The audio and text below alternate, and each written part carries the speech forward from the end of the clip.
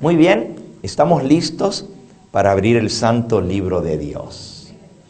Y hemos estado estudiando desde el comienzo de esta semana temas sobre la segunda venida de Cristo, las señales de su venida, cómo evitar ser engañados con tantos engaños en el mundo religioso. Y anoche hablamos de un segundo gran engaño. Antenoche hablamos engaños con respecto a la venida de Cristo, la manera como Él va a venir. Anoche hablamos engaños con respecto a la muerte. Y estudiamos este tema a la luz de la palabra de Dios.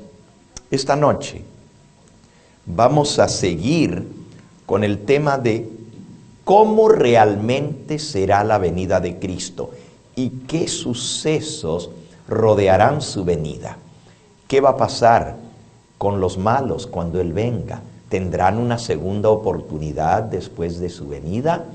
¿Qué va a pasar con los redimidos cuando Él venga? ¿Qué va a pasar con los muertos? Estas preguntas estaremos respondiendo en esta noche. Así que vamos a iniciar abriendo nuestra Biblia en Primera de Tesalonicenses, capítulo 4. Fue uno de los últimos versículos que leímos anoche. Primera de Tesalonicenses, capítulo 4. Comenzando en el versículo 13 en adelante, dice así: No queremos, hermanos, que ignoréis acerca de los que duermen, para que no os entristezcáis como los otros que no tienen esperanza.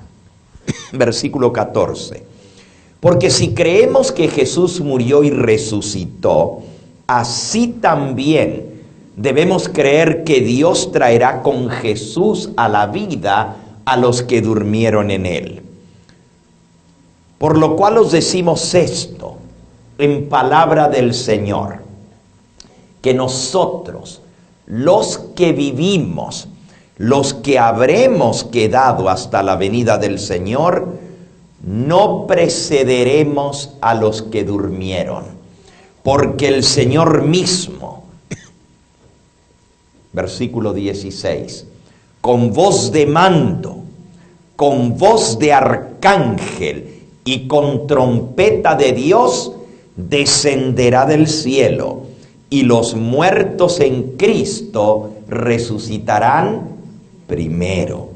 Luego nosotros, versículo 17, los que estemos vivos, los que hayamos quedado, seremos arrebatados juntamente con ellos en las nubes a recibir al Señor en el aire, y así estaremos para siempre con el Señor.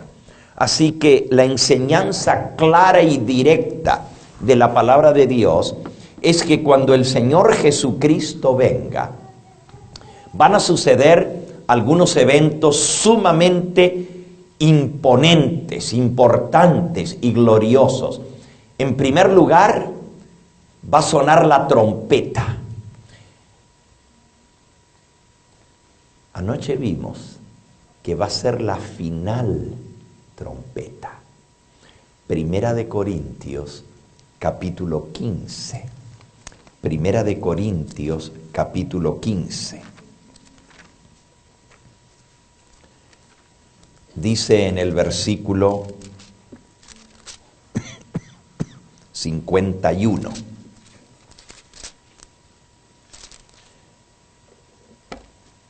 He aquí os digo un misterio. No todos dormiremos, pero todos seremos transformados en un instante, versículo 52.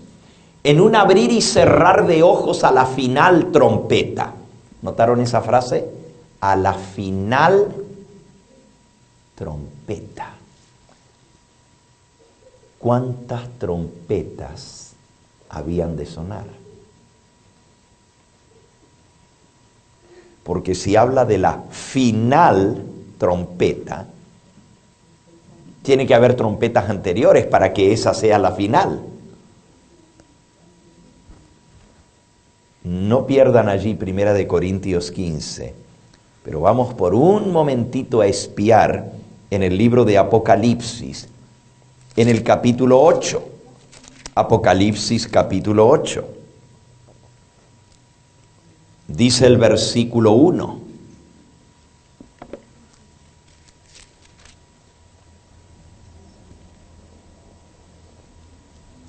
Cuando el Cordero abrió el séptimo sello, hubo silencio en el cielo casi por media hora. Y vi, versículo 2, a los 7 ángeles que estaban en pie ante Dios, y se les dieron ¿cuántas trompetas? 7 trompetas. Ahora entienden por qué Primera de Corintios capítulo 15 dice a la final trompeta. ¿Cuál sería la final trompeta? La séptima trompeta, justamente. Esta noche no vamos a estudiar de las 7 trompetas, pero quería que ustedes vean por qué Primera de Corintios 15 dice a la final trompeta, porque hay 6 trompetas anteriores que han de sonar. Y la final trompeta es la que anuncia la venida de nuestro Señor Jesucristo. Volviendo ahora a Primera de Corintios capítulo 15. Dice el versículo 51, he aquí os digo un misterio. No todos dormiremos, pero todos seremos transformados. Versículo 52, en un momento, en un abrir y cerrar de ojos, en un pestañear, así de rápido, como cuando se abre y se cierra el ojo, en un abrir y cerrar de ojos, a la final trompeta, porque se tocará la trompeta, y los muertos serán resucitados incorruptibles, y nosotros, los vivos, como ya leímos en Primera de Tesalonicenses 4, seremos transformados. Versículo 53, porque es necesario que esto corruptible se vista de incorrupción y esto mortal se vista de inmortalidad. Versículo 54, y cuando esto mortal, cuando esto corruptible se haya vestido de incorrupción y esto mortal se haya vestido de inmortalidad, entonces se cumplirá la palabra que está escrita. Sorbida es la muerte en victoria. Versículo 55, ¿dónde está, oh muerte, tu aguijón? ¿Dónde, oh sepulcro, tu victoria? Volvamos al versículo 54. Entonces se cumplirá, la última parte del versículo, entonces se cumplirá la palabra que está escrita, sorbida es la muerte en victoria. ¿Dónde está escrita esa palabra? Según el apóstol Pablo, cuando suene la trompeta, la final trompeta, la séptima trompeta, los muertos van a resucitar incorruptibles, inmortales, y nosotros los vivos seremos transformados. Esa palabra está escrita por el profeta Oseas. Oseas, en el capítulo 13.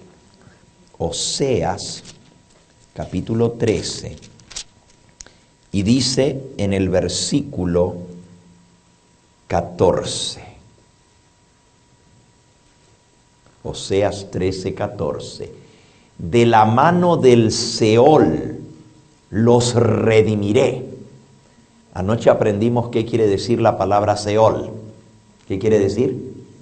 Sepulcro. Aquí en esta versión que yo tengo en mi mano dice, y yo los redimiré del poder del sepulcro, los libraré de la muerte.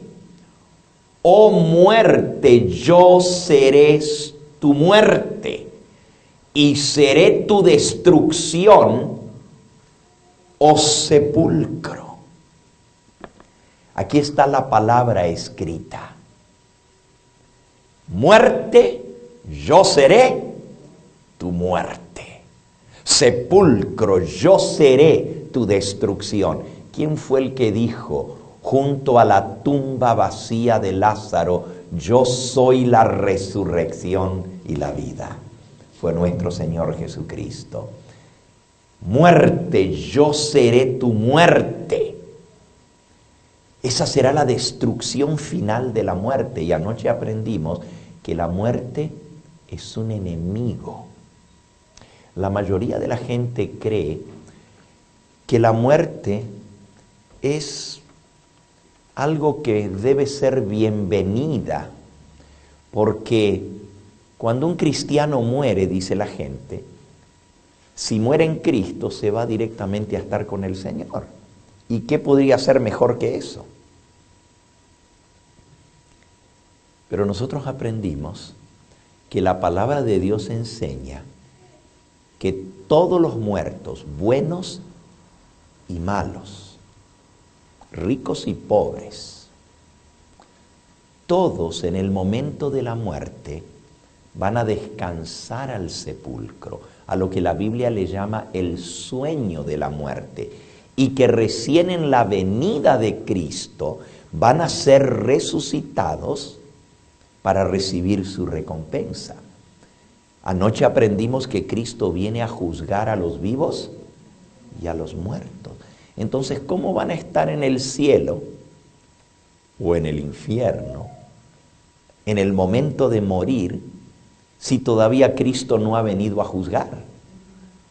Esa enseñanza no tiene su base en la palabra de Dios, aprendimos anoche, sino que la Biblia enseña que todos los muertos van a descansar al sepulcro y que la muerte va a ser vencida en la venida de Cristo.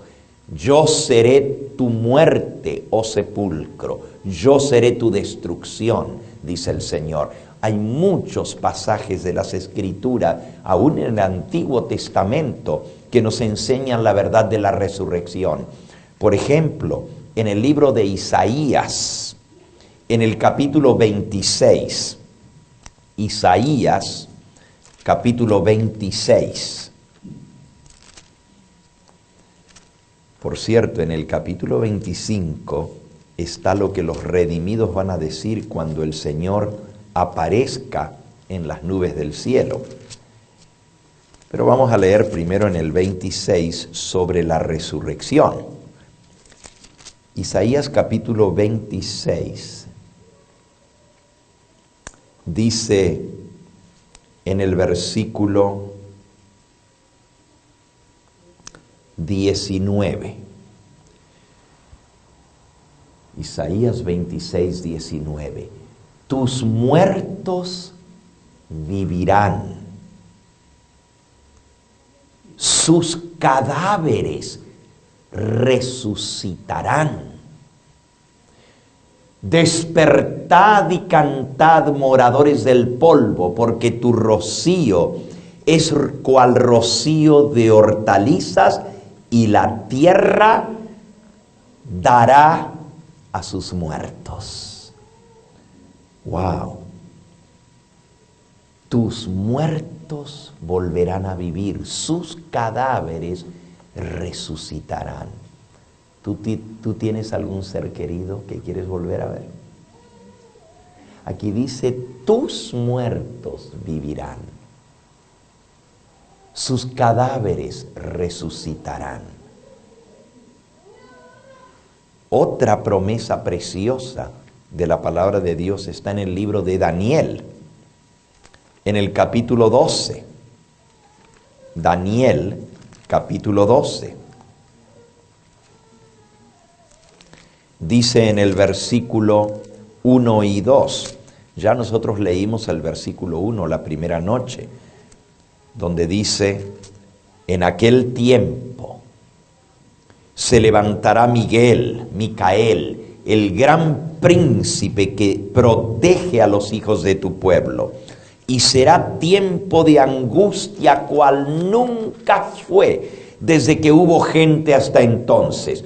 Pero en aquel tiempo será libertado tu pueblo, todos los que se hallen escritos en el libro.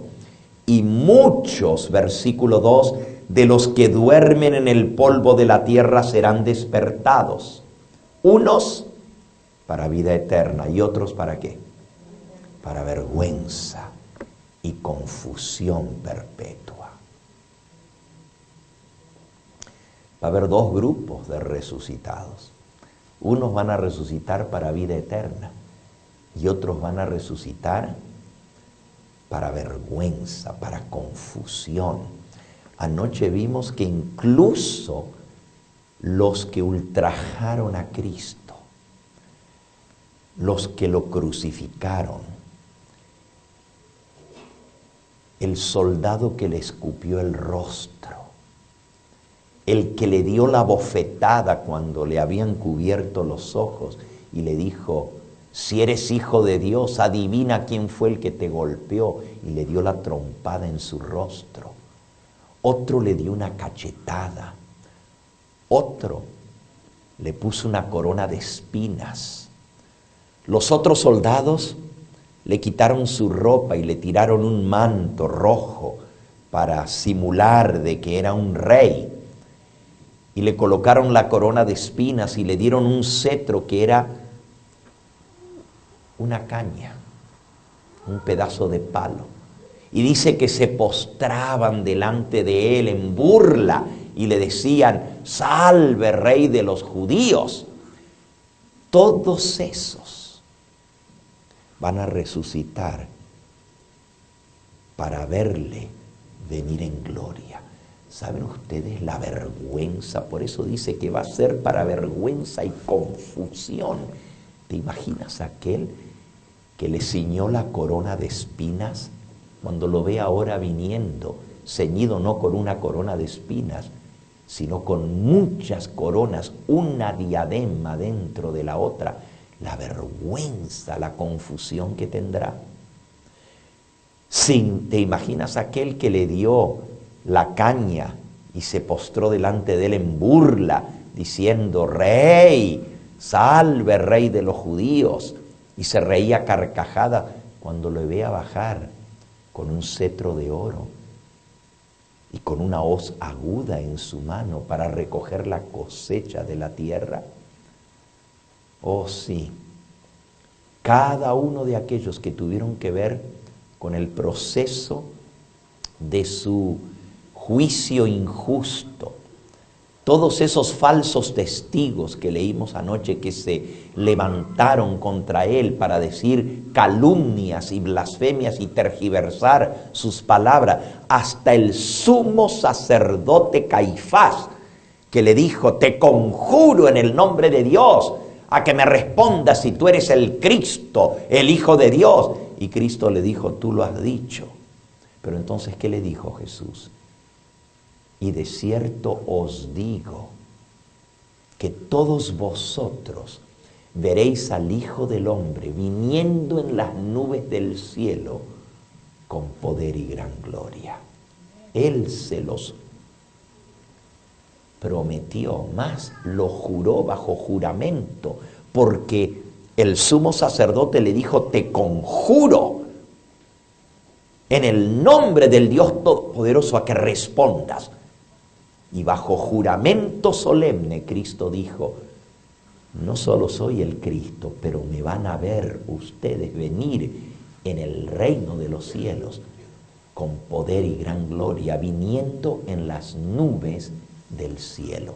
Eso está en Mateo capítulo 26, está en San Marcos capítulo 14 y está en San Lucas capítulo 22. Los tres evangelios dicen lo mismo, que Jesús les dijo, veréis al Hijo del Hombre viniendo en las nubes del cielo. Así que la resurrección es una realidad. Es tan cierta como que Cristo resucitó. Y esa es la seguridad de nuestra resurrección. si nos toca morir antes de la venida de Cristo o de la resurrección de nuestros seres queridos, porque Cristo resucitó, también nosotros resucitaremos a la vida. Esa es la seguridad del cristiano. Así que hemos visto algunos eventos que van a marcar la venida de Cristo. En primer lugar, va a sonar la trompeta. Su venida no va a ser desapercibida, como estudiamos el primer día que estuvimos juntos, ¿verdad? Que hay algunos que andan enseñando que Él ya vino. Anoche lo vimos, ¿verdad? Que desde 1914 Él está reinando aquí, pero que nadie lo puede ver, sino con los ojos de la fe. Nosotros aprendimos anoche que su venida va a ser visible. Todo ojo lo verá. Va a ser audible, va a sonar la trompeta. Y el mismo Señor, con aclamación, con voz de mando, con voz de arcángel y con trompeta de Dios descenderá del cielo. Su voz va a resonar por los aires. Y todos los que oigan la voz del Hijo de Dios vivirán, volverán a la vida.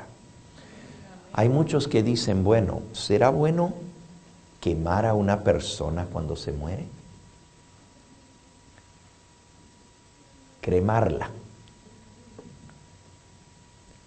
Porque hay algunos que dicen eso es como decir que uno no cree en la resurrección si uno quema a una persona. Existe ese concepto.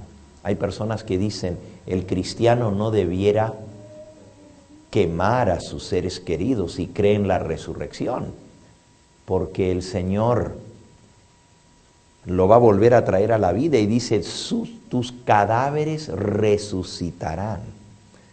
Bueno, déjenme decirles, el Señor no va a usar las mismas moléculas de nuestros huesos. Es cierto que los huesos perduran mucho tiempo y hasta se encuentran esqueletos de personas que murieron hace miles de años y están enterradas, y ahí están sus huesos todavía. Los huesos están hechos de un mineral que se llama calcio en su mayor parte, y eso aguanta. Pero el fuego lo desintegra, lo hace cenizas. ¿Necesita Dios las mismas moléculas para devolvernos la vida? ¿Qué pasaría con la gente que se murió ahogada en alta mar y los peces se lo comieron? ¿Qué pasaría con las personas que murieron en un incendio quemadas? Porque también ellos se desintegra su cuerpo y sus huesos. ¿Qué pasaría con las personas que murieron cuando las Torres Gemelas en Nueva York se desplomaron y quedó todo pulverizado? ¿Qué pasaría con las personas que murieron en la Segunda Guerra Mundial cuando Estados Unidos descargó su bomba atómica sobre Hiroshima y Nagasaki? Y no quedó nada, todo se hizo polvo. No debemos preocuparnos. Los que pueden y desean enterrar a sus muertos, como se ha hecho milenariamente, lo pueden hacer. Si hoy en día existe esa posibilidad de cremar a una persona, y eso es el deseo de la familia, eso no cambia el hecho de que va a haber una resurrección. Fíjense en 1 Corintios capítulo 15, ¿cómo dice que va a ser la resurrección? Vamos a leerlo. 1 Corintios capítulo 15. Dice el versículo 35. Alguno preguntará, o dirá alguno, ¿cómo resucitarán los muertos? ¿Con qué cuerpo vendrán? Ahí está la pregunta directa. ¿Cómo resucitarán los muertos? ¿Con qué cuerpo vendrán? Si queman el cuerpo del muerto, entonces ¿cómo Dios lo va a resucitar? Hoy estaba viendo, yo recibo una noticia directamente del Vaticano diariamente. Estoy suscrito al periódico del Vaticano por internet. Y todos los días pues recibo el periódico del Vaticano. Y hoy el Papa Francisco fue a visitar la tumba de dos santos. Y salió la foto del Papa Francisco visitando ahí en el Vaticano la tumba del Papa Pío IX o Pío IX, que fue el que promulgó el dogma de la asunción corporal de María en 1854. ¿Y saben lo que me sorprendió en la foto? Que tiene más de 150 años de viejo, o sea, de muerto, el Papa Pío IX, pero lo tiene en una caja de cristal y está intacto. Lo embalsamaron y su cuerpo se mira hasta con su piel. Me imagino que lo habrán maquillado porque hasta se le nota el colorcito en su rostro. ¿Se imaginan? Intacto el cuerpo. Ahora, ¿creen ustedes que Dios necesita ese cuerpo para volverlo a resucitar? Miren lo que dice. Dirá alguno, ¿cómo resucitarán los muertos? ¿Con qué cuerpo vendrán? Versículo 36. Necio, lo que tú siembras no se vivifica si antes no muere. Versículo 37. Y lo que siembras no es el cuerpo que ha de salir, sino el grano desnudo, ya sea de trigo o de otro grano. Pero Dios le da el cuerpo como Él quiere, a cada semilla su propio cuerpo. Lo que tú siembras, primero lo tienes que enterrar para que vuelva a crecer, ¿verdad? El grano no crece si no está enterrado. Y dice, así es en la muerte. Hay que sembrarlo para que vuelva a crecer, pero no crece el mismo grano que sembraste, sino crece con un nuevo cuerpo. Si en algo tan sencillo como es un grano de una semilla, Dios le da el poder para brotar. Imagínense. Y ese grano, esa semillita, algunos son más grandes que otros, los granos, pero a veces son semillitas, como dijo Jesús, como una semillita de mostaza, de mustard seed. Y la semillita de mostaza es tan chiquitita que es como un puntito negro. Y tú la siembras y da un tremendo árbol. Y todo está allí en el código genético de esa semillita. Cada semilla da un árbol o una planta según lo que Dios programó en el código genético de esa semilla. Por eso dice la Biblia, cada una según su género. ¿Saben ustedes que en el año 1923 encontraron una tumba intacta de un faraón que había muerto? Se le llama el faraón joven porque murió a los 17 años de edad. Su nombre llegó a ser muy famoso por el tesoro tan grande que tenía su tumba. El faraón, aunque no era un faraón muy conocido, pero hoy en día es muy famoso, se llama Tutankamón. Y la tumba de Tutankamón fue descubierta intacta, no violada. Todas las demás tumbas de todos los faraones con el tiempo habían sido violadas. Se había metido gente que habían robado los tesoros, porque los egipcios acostumbraban a enterrar a sus faraones con todas sus joyas, con todo su oro, con todos sus tesoros. Y los saqueadores de tumbas desde la antigüedad, pues habían violado esas tumbas. Algunos, pues por temor o por superstición no tocaban la momia. Y muchas de esas momias se han recuperado. Pero en el caso de Tutankamón, la tumba estaba intacta, hasta tenía el sello real que le pusieron el día que lo enterraron.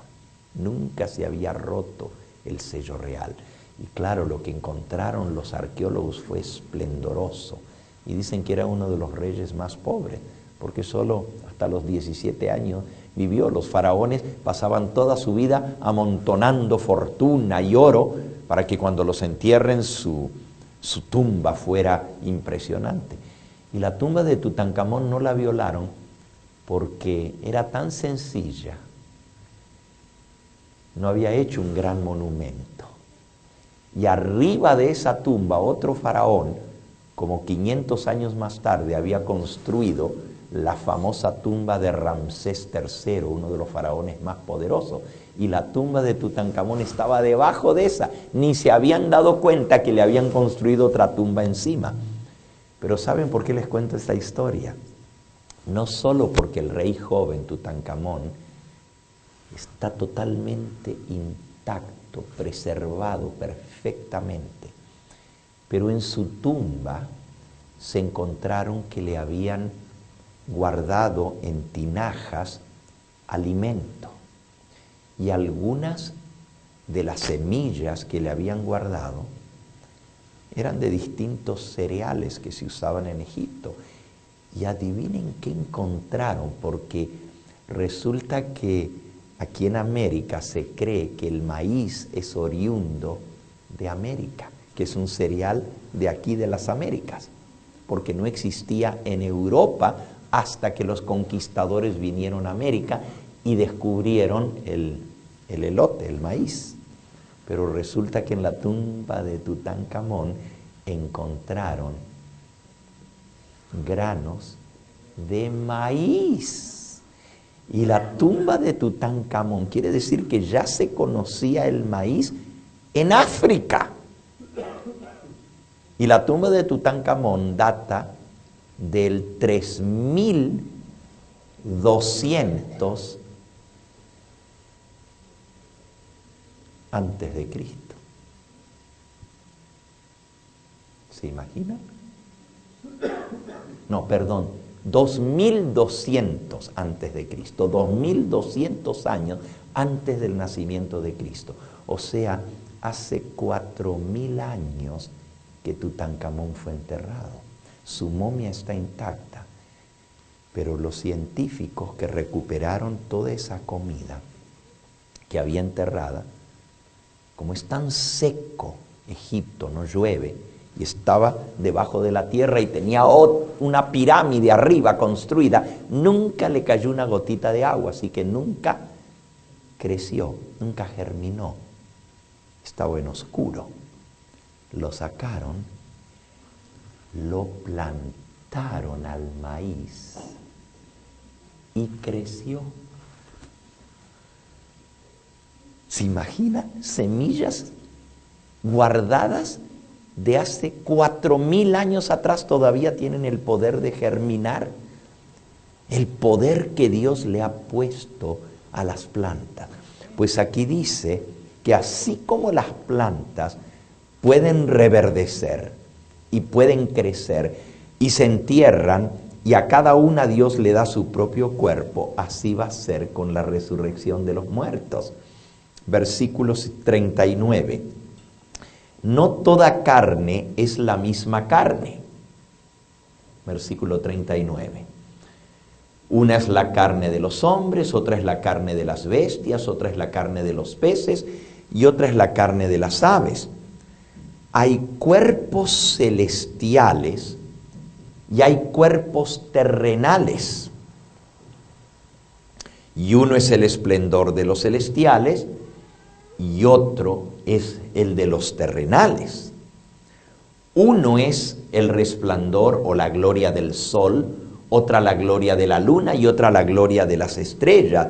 Y cada estrella difiere de otra en resplandor. Así es la resurrección de los muertos.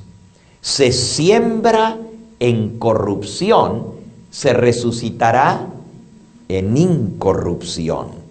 Se siembra en deshonra, se resucitará en gloria. Se siembra en debilidad, se resucitará en poder. Se siembra cuerpo animal o carnal y se resucitará cuerpo espiritual. Hay cuerpo animal y hay cuerpo espiritual. ¡Wow! ¡Qué interesante! A veces pensamos que los espíritus no tienen cuerpo, pero la Biblia dice que hay cuerpos espirituales. ¿Será que Dios tiene cuerpo? La Biblia dice que Dios es espíritu. Y anoche aprendimos que un espíritu no tiene carne ni huesos. Pero no quiere decir que no tenga cuerpo el espíritu. Hay cuerpos espirituales.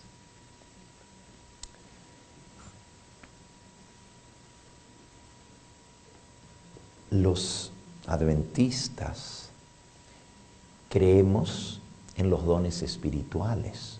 Creemos que Dios le ha dado a su iglesia muchos dones, todos los dones del Espíritu Santo, que están mencionados en 1 Corintios 12. Y uno de esos dones se llama el don de profecía. Vamos a leerlo ahí en 1 Corintios 12. Dice el versículo 1, no quiero, hermanos, que ignoréis acerca de los dones espirituales. El apóstol quiere que no estemos en ignorancia con respecto a los dones espirituales. Dice el versículo 4, ahora bien, hay diversos dones, pero el Espíritu es el mismo. Versículo 5, hay diversos ministerios, pero el Señor es el mismo. Y hay diversas operaciones, pero Dios que hace todas las cosas en todos es el mismo. A cada uno les da la manifestación del Espíritu para provecho. A uno, versículo 8, les dada por el Espíritu palabra de sabiduría, a otro palabra de ciencia, según el mismo Espíritu, a otro fe, por el mismo Espíritu, a otro don de sanidad o dones de sanidades por el mismo Espíritu, a otro fe por el mismo Espíritu, a otro el hacer milagros, a otro profecía, a otro discernimiento de espíritu, a otro diversos géneros de lenguas y a otro interpretación de lenguas. Pero todas estas cosas las hace uno y el mismo Espíritu, quien reparte a cada uno en particular como Él quiere. Así que el Espíritu Santo da dones. Dones de sanidad, dones de sabiduría, dones de ciencia. Y uno de esos dones que acabamos de leer dice que es el don de profecía. ¿Qué es el don de profecía? Dios escoge a personas y las hace sus mensajeros. Él se comunica con seres humanos y les da mensajes para su pueblo. Así son los profetas de antaño. Un profeta es alguien que recibe una revelación de Dios y la transmite al pueblo. ¿Cómo se comunicaba Dios con los profetas? ¿Cómo? Muy bien, por medio de sueños o de visiones. Números capítulo 12 y versículo 6. Números 12, 6. Dice, oíd ahora mis palabras. Cuando haya entre vosotros profeta de Jehová, le apareceré en visión, en sueños hablaré con él. Así que cuando Dios levanta a un profeta, dice que le habla en sueños, se le aparece en visión. Y el que tiene el don de profecía recibe sueños y visiones de parte de Dios. Ahora, no todo aquel que diga ser profeta, solo porque lo dice, vamos a creer que es profeta, ¿verdad? Porque la Biblia dice que hay falsos profetas, y lo vimos el primer día, ¿se acuerdan? Que se van a levantar muchos falsos profetas y engañarán a muchos. Así que la Biblia también nos ha dejado pruebas para probar si un profeta es de Dios o no. Y nosotros tenemos que aplicar bíblicamente esas pruebas del verdadero profeta para comprobar si un profeta viene de Dios o no. Por ejemplo, les voy a dar un ejemplo. En el libro de Deuteronomio, Dios profetizó que Él iba a mandar profetas así como Él había levantado al profeta Moisés. Y en Deuteronomio, capítulo 18, dice así, Deuteronomio 18, versículo 15. Profeta les levantaré en medio de sus hermanos, como yo. Profeta te levantará en medio de ti, de tus hermanos, como yo. Te levantará Jehová tu Dios, a Él oiréis. De acuerdo a lo que pedisteis al Señor tu Dios en Horeb el día de la asamblea, cuando dijisteis, no vuelva yo a oír la voz de Jehová mi Dios, ni vea yo más ese gran fuego para que no muera. Y el Señor me dijo, está bien, han hablado bien lo que han dicho. Les levantaré profeta en medio de sus hermanos, como tú, y pondré mis palabras en su boca, y él les hablará todo lo que yo le mandare. Y al que no oyere mis palabras, que él hablara en mi nombre, yo le pediré cuentas. Pero el profeta, versículo 20, que tuviere la presunción de hablar palabra en mi nombre, a quien yo no le haya mandado hablar, o que hablar en nombre de dioses ajenos, el tal profeta morirá.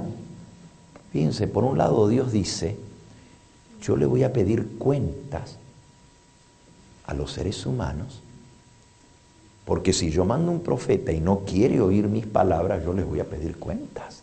Pero también, si alguien se levanta y dice que habla profeta de Jehová, tiene la presunción de hablar palabra en mi nombre, que yo no le mandé a hablar. Y hay mucha gente hoy en día que tiene esa presunción. Se para y dice, Dios me dijo que te diga tal cosa. ¿Se imaginan? ¿Y qué si Dios no le dijo nada? ¿Y qué si nomás está en la mente de la persona? Hay muchos falsos profetas, por eso hay que ser cuidadosos.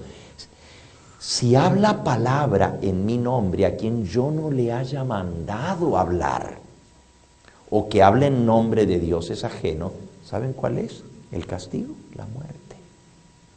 Pretender decir Dios me mostró, Dios me dijo, Dios me habló, cuando Dios no habló, el castigo es la muerte. Entonces, ¿cómo vamos a saber si realmente Dios habló o no? Versículo 21. Si dijeres en tu corazón, ¿cómo conoceremos la palabra que Jehová no ha hablado? ¿Cómo sabremos si está hablando nomás de su cuenta, pero Dios no le ha hablado realmente? Versículo 22.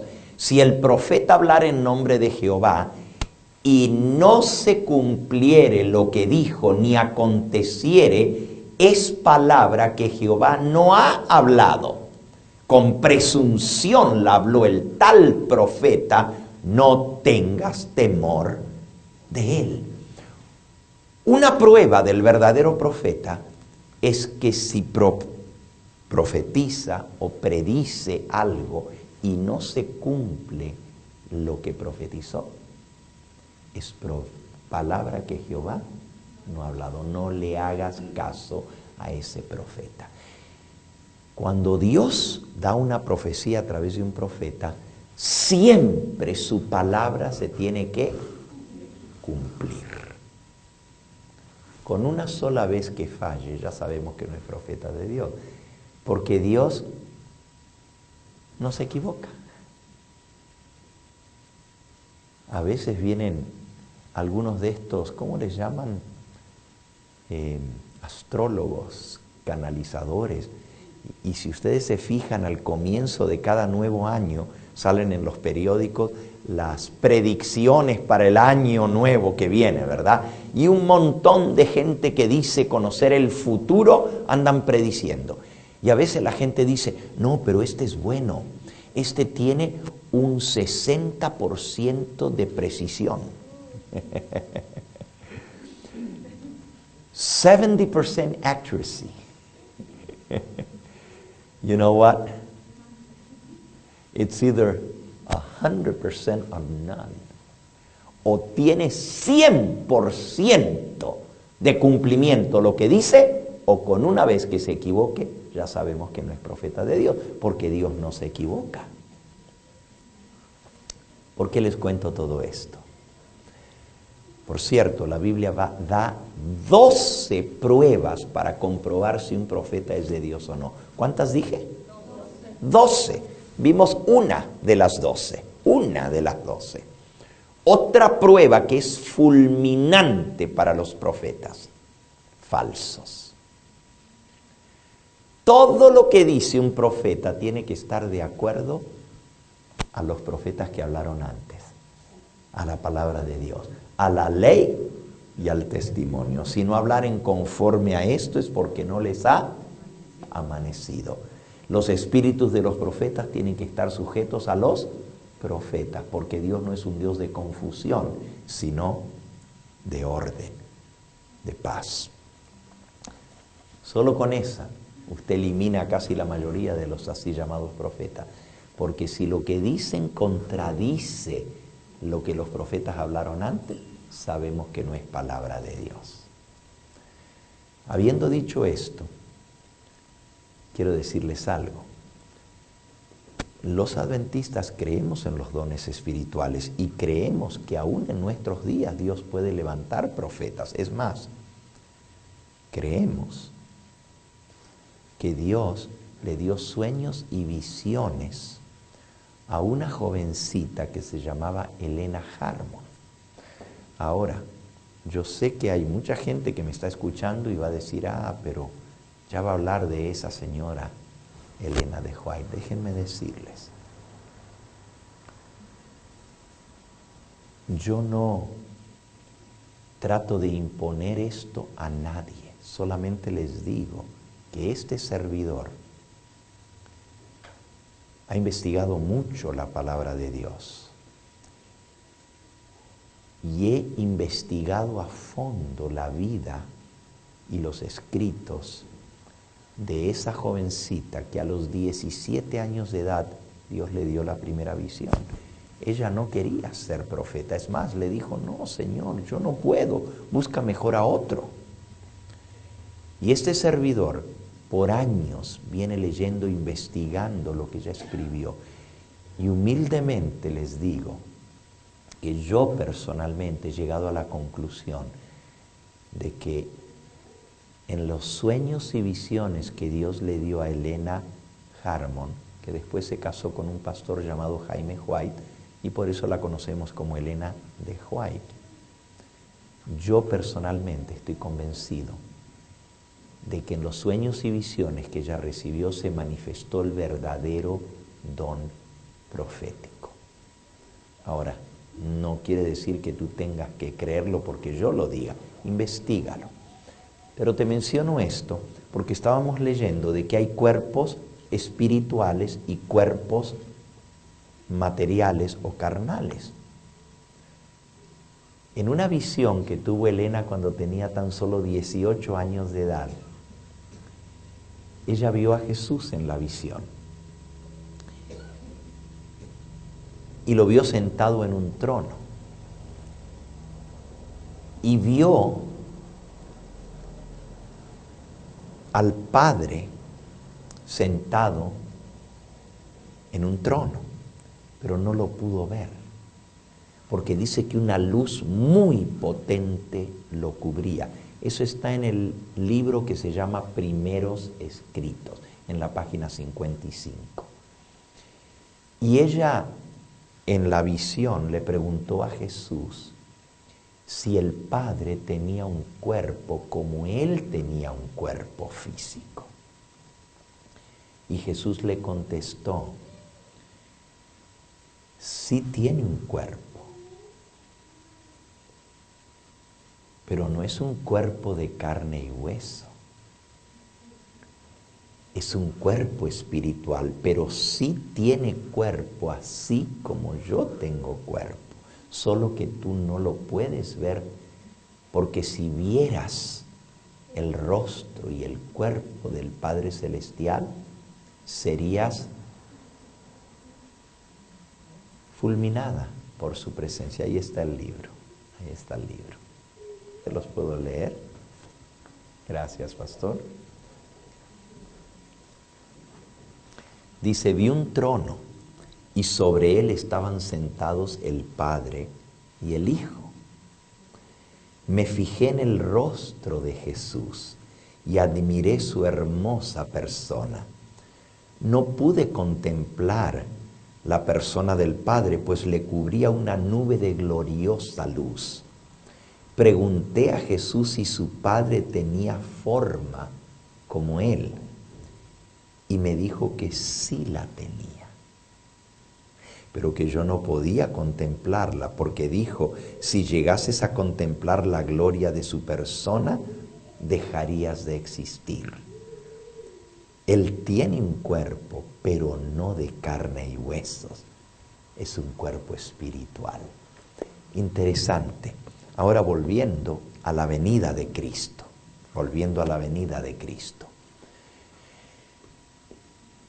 Cuando Él haga sonar la trompeta, dice que los muertos van a resucitar incorruptibles y los vivos seremos transformados. Volvamos a 1 Corintios 15, ahora donde estábamos leyendo de la resurrección de los muertos. 1 Corintios 15.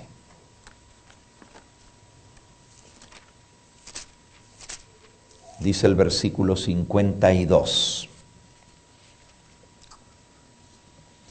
En un instante, en un abrir y cerrar de ojos a la final trompeta, porque se tocará la trompeta y los muertos serán resucitados incorruptibles y nosotros seremos transformados.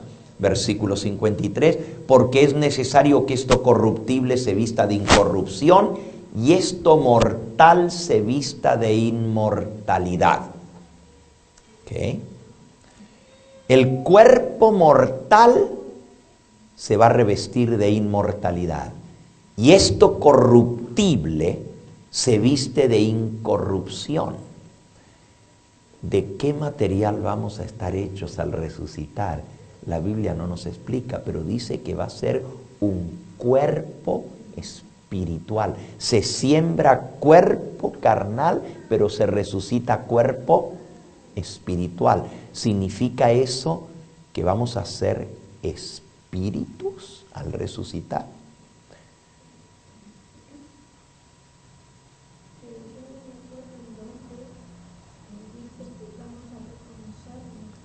Así es. 1 Corintios capítulo 13 dice que en la resurrección nos vamos a reconocer unos a otros por nuestra apariencia física. Ahora, Cristo resucitó con un cuerpo glorificado o con un cuerpo mortal. Cuando Él resucitó, ¿resucitó con un cuerpo inmortal o con un cuerpo mortal? Inmortal. Pero tenía cuerpo. ¿Tenía cuerpo?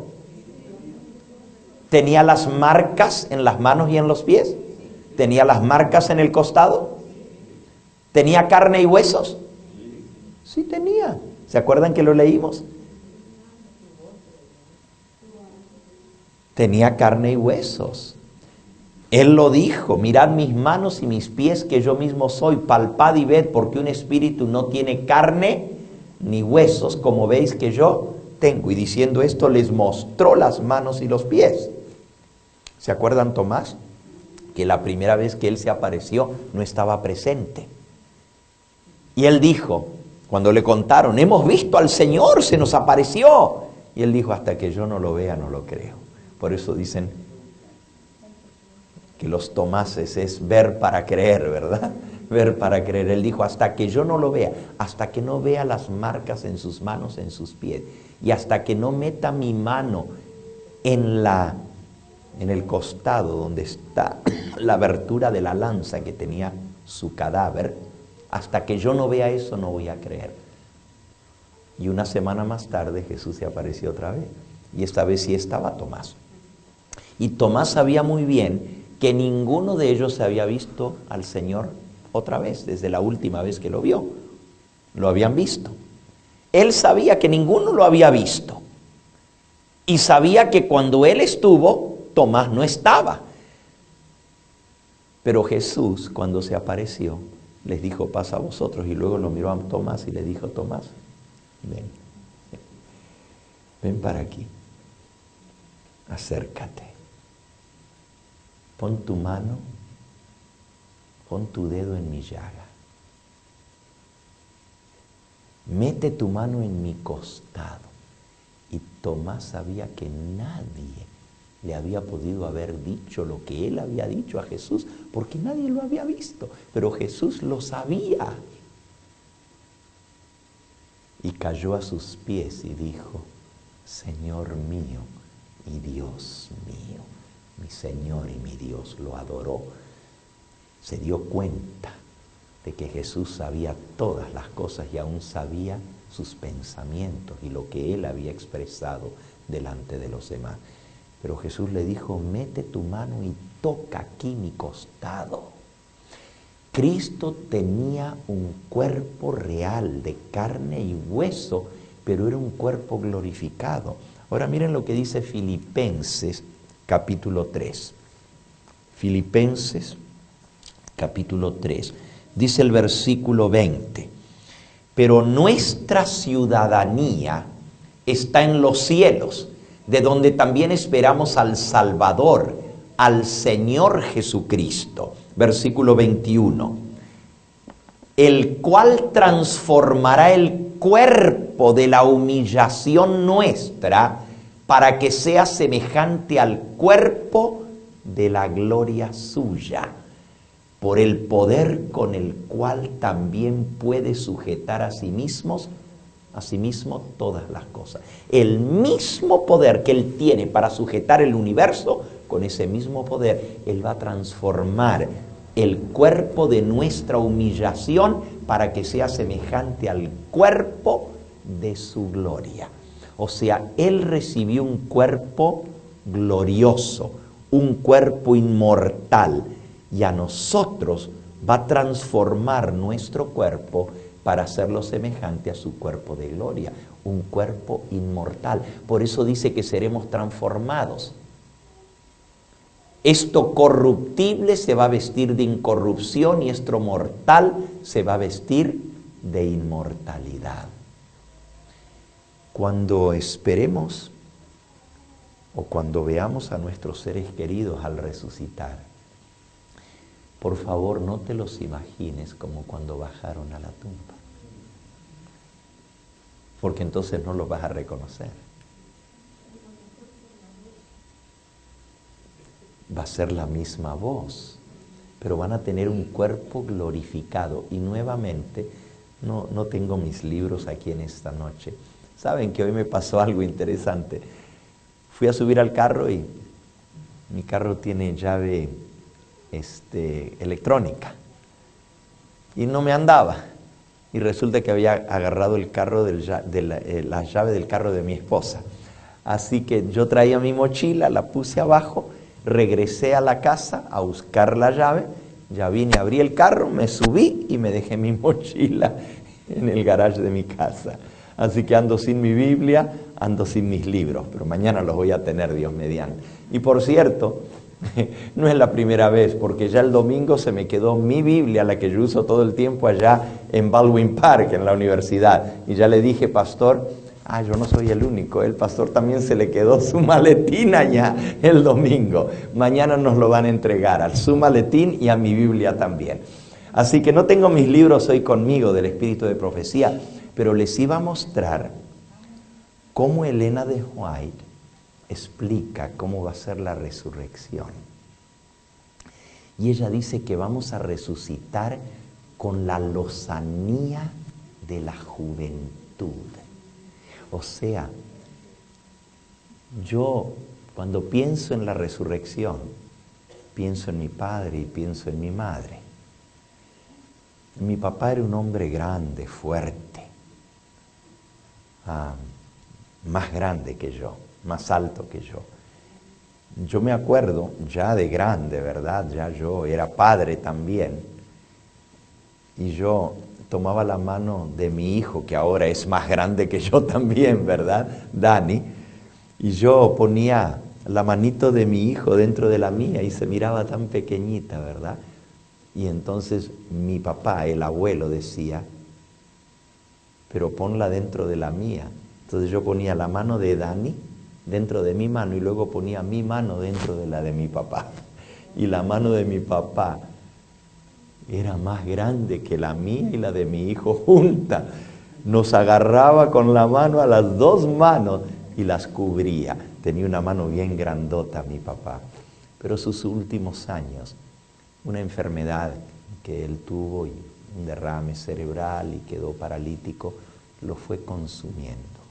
Y la última vez que yo lo vi, él murió aquí en Pasadena, estaba la piel y los huesos, tan delgadito, y ese hombre tan grande y tan elegante, porque él caminaba aún con 80 años con una soltura y con una elegancia, o sea, estaba tan venido abajo que era casi irreconocible aquel hombre que yo había conocido.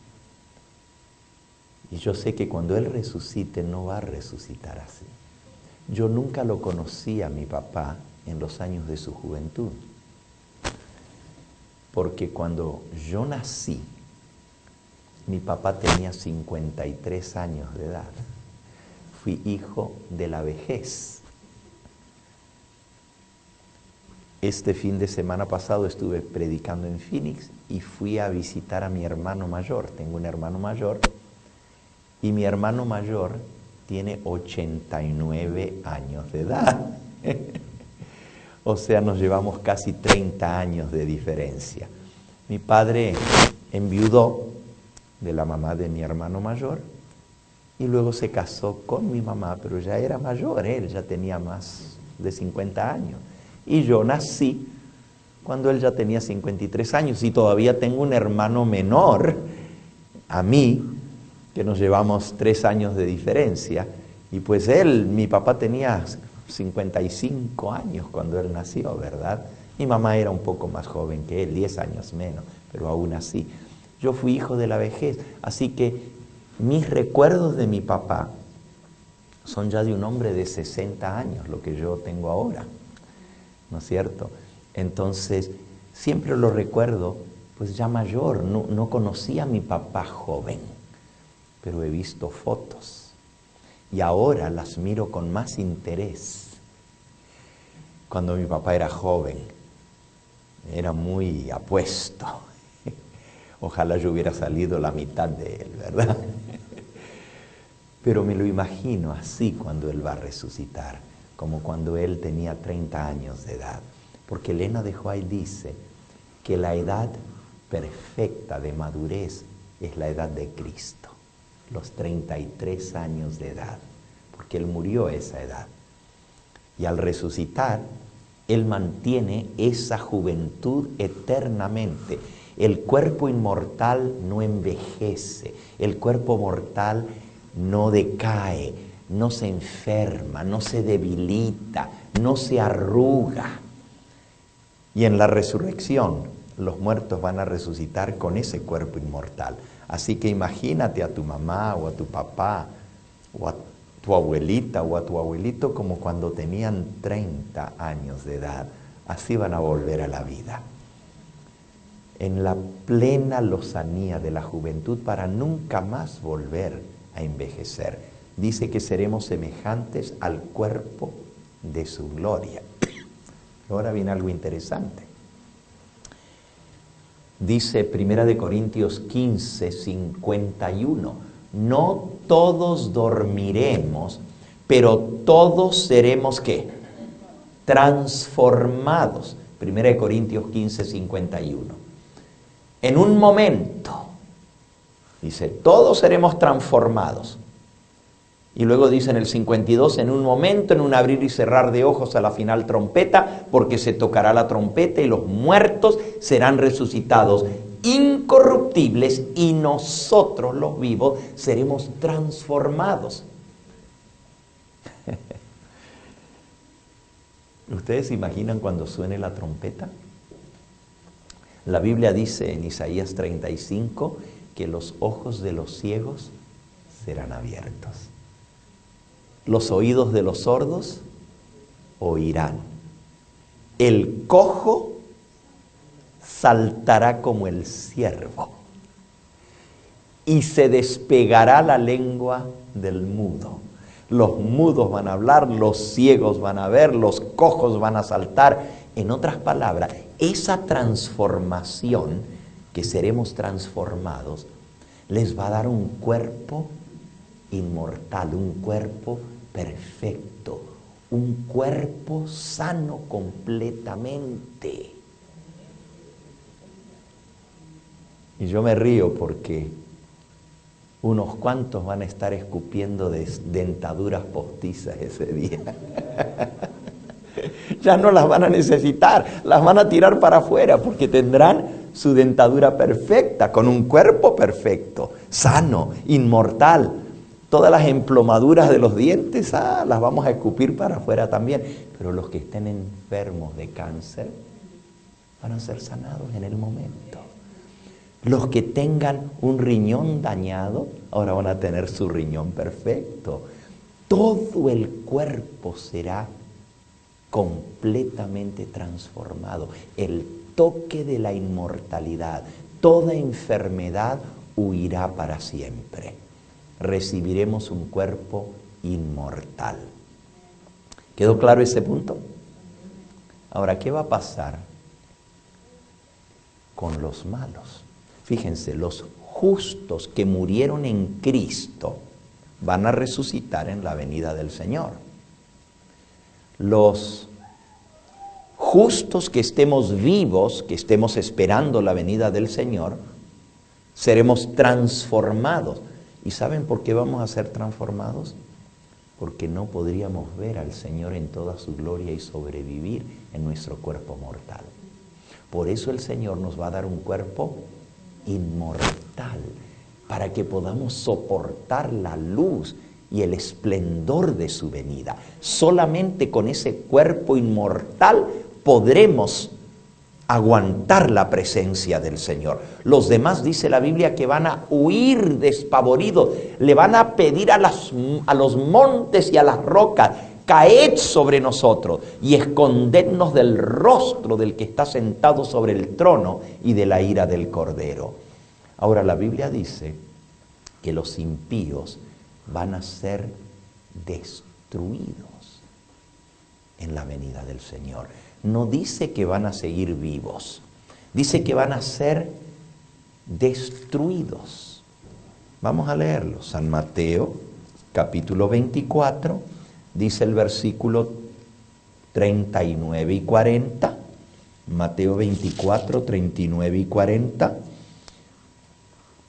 Como en los días antes del diluvio, no entendieron hasta que vino el diluvio y se los llevó a todos, así será también la venida del Hijo del Hombre. ¿Cómo va a ser? Como en el diluvio, que los tomó por sorpresa y los llevó a la destrucción. San Lucas capítulo 17. San Lucas capítulo 17. Dice así.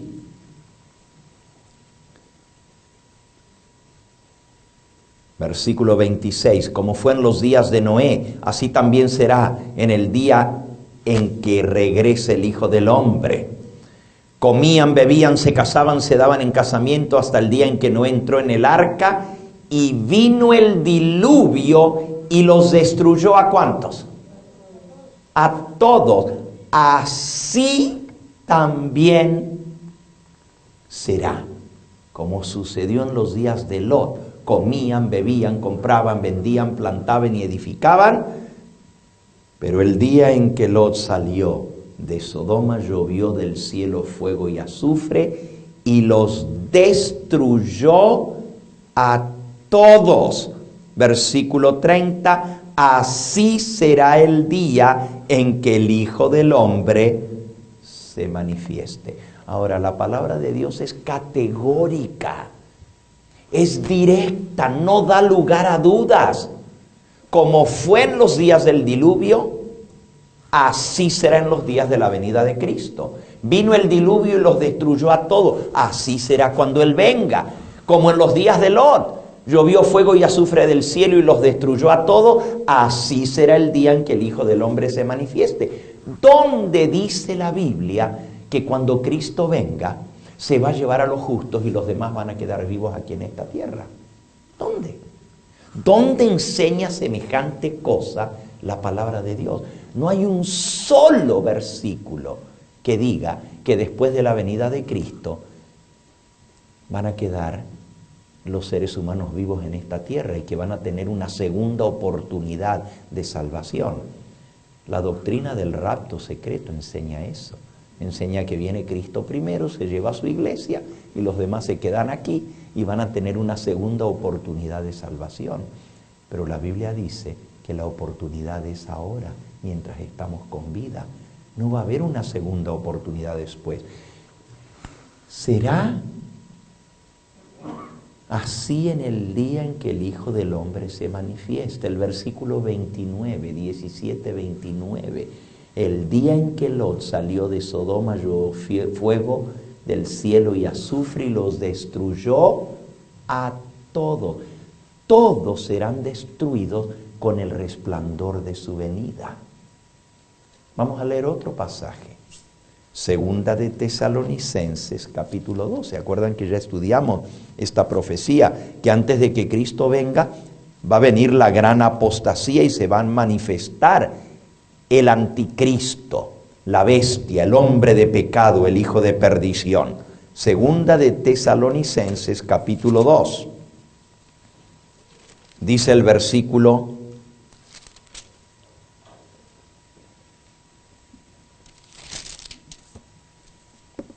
3. Nadie os engañe en ninguna manera, porque no vendrá el Señor sin que antes venga la apostasía y se manifieste el hombre de pecado, el hijo de perdición, que se opone y se levanta contra todo lo que se llama Dios o es objeto de culto, tanto que se sienta en el templo de Dios como Dios, haciéndose pasar por Dios.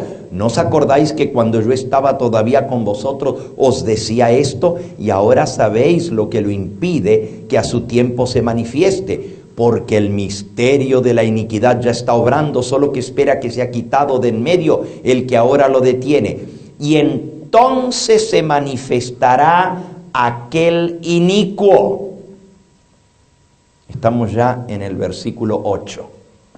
Entonces se manifestará aquel inicuo, a quien el Señor matará con el espíritu de su boca y destruirá con el resplandor de su venida. ¿Cómo van a ser destruidos los inicuos? ¿Cómo? Con el resplandor de su venida, con el espíritu que sale de su boca. Aún el anticristo, aún el hombre de pecado, el hijo de perdición, va a ser destruido con el resplandor de la venida de Cristo. Los impíos van a quedar regados por todas partes de la tierra.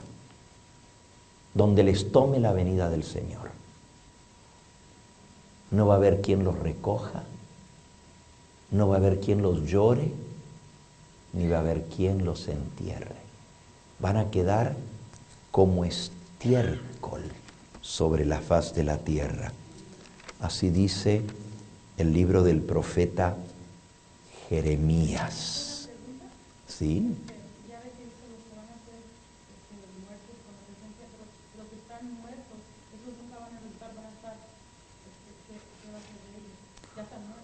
Muy buena pregunta.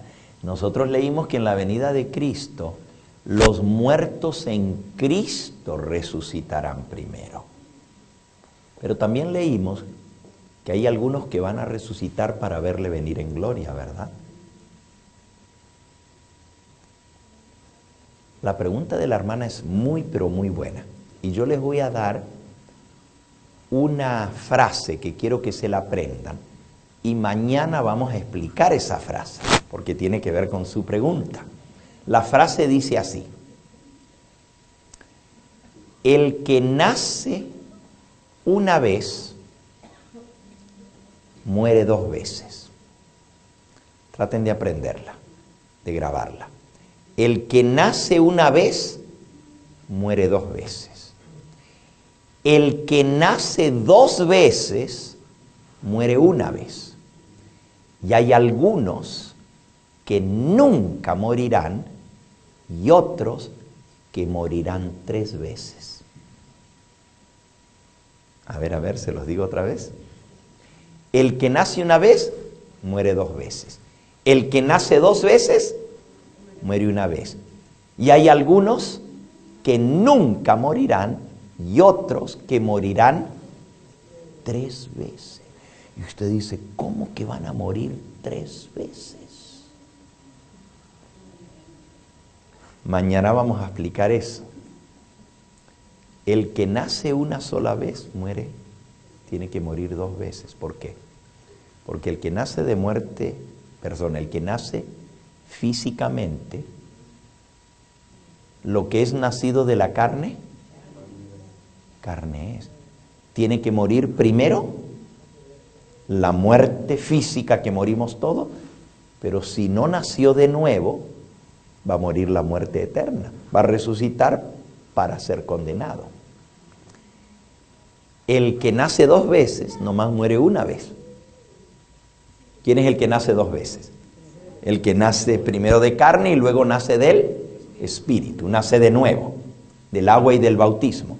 Solamente muere la muerte física, pero no va a morir la segunda muerte.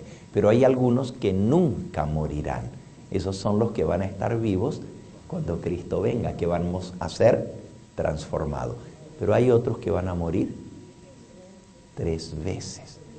La pregunta de la hermana es muy buena, porque vamos a aprender mañana qué va a pasar con los que estaban muertos y resucitaron cuando Cristo viene. ¿Qué va a pasar con ellos? ¿Y qué va a pasar con los que estaban muertos y no resucitaron cuando Cristo vino? ¿Y qué va a pasar con los que murieron en el resplandor de su venida? ¿Así se van a quedar muertos? ¿O van a ser juzgados, van a ser echados al lago de fuego? Ese va a ser el tema de mañana por la noche. Así que no se olviden de lo que les enseñé. El que nace una vez, a ver, ¿quién me lo puede decir? A ver, ¿quién tiene buena memoria? A ver, ¿quién se anima? El que nace una vez, muere dos veces. El que nace dos veces, muere una vez. Y hay algunos que nunca morirán y otros que morirán tres veces. Eso es para mañana.